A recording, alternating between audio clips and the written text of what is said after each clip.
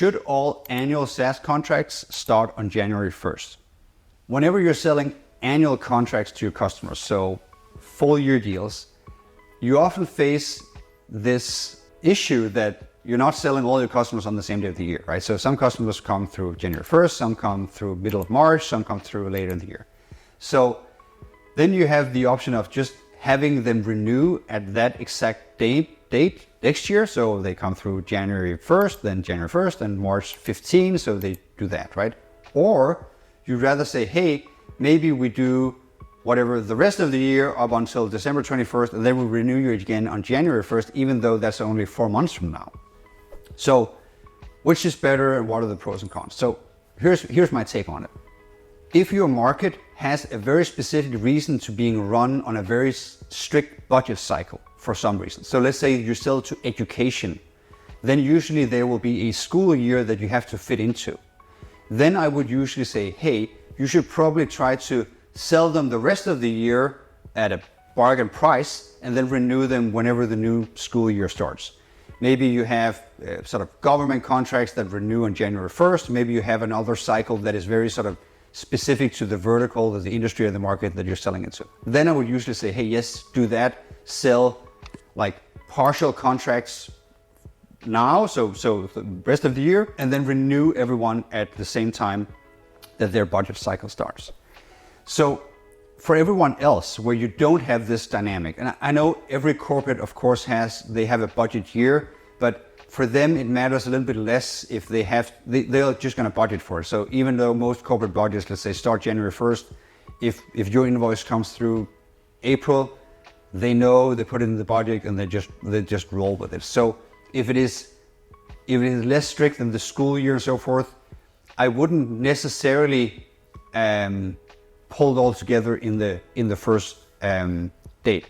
And the reason is that if you have some sort of disruption in your market and people want to churn, if you have pulled everyone together on January 1st and you have this disruption in the market because whatever, Russia invades Ukraine or there's a new coronavirus or whatever it is, then you will not know the impact of this until this specific date, right?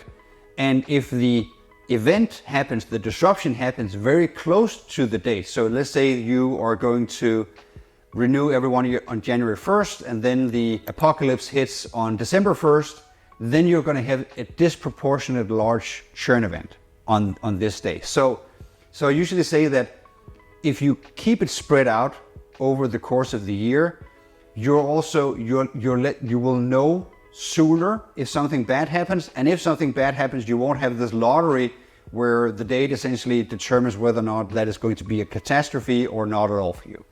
So the other reason is that all your account executives don't have this sort of crunch time where they have to renew everyone sort of at the end of Q4, right up before Christmas and so forth, and have to have the commitment and so forth. If you keep it spread out over the year for when they were closed, that's fine. Like then your account executives can work on it on sort of a rolling basis throughout the year and spread out the workload much easier, which usually increases the quality quite a bit. So I think that's the reason. So if you have this underlying budget cycle that is super strict and very sort of vertical specific, like I would tend to say, hey, go follow that because that's usually how that runs.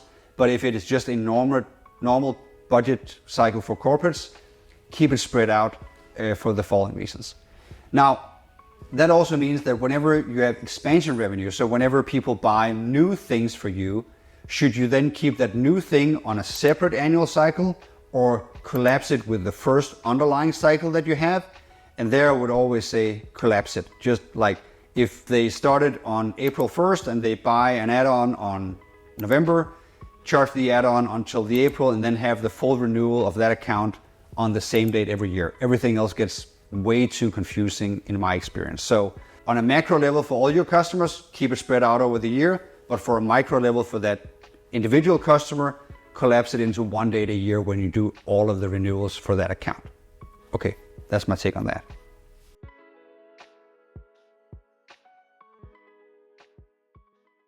Hey there. So I create these videos for free so that you can take your great SaaS product and turn it into a great SaaS business.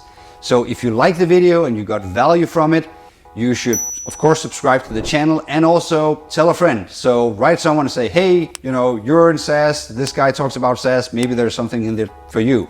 So that is the only way that this channel actually grows or these videos gets around. And this is sort of how I try to provide value to everyone. I have a network of clients that I have, and I get most of my business from referrals only. So the reason I make the videos and write the books and so forth is actually to just provide value to everyone else, because I can only be in one place at a time. So my hope with all these videos is just to do more good in the world. And if you tell a friend or you share, you can help me do that. So thank you.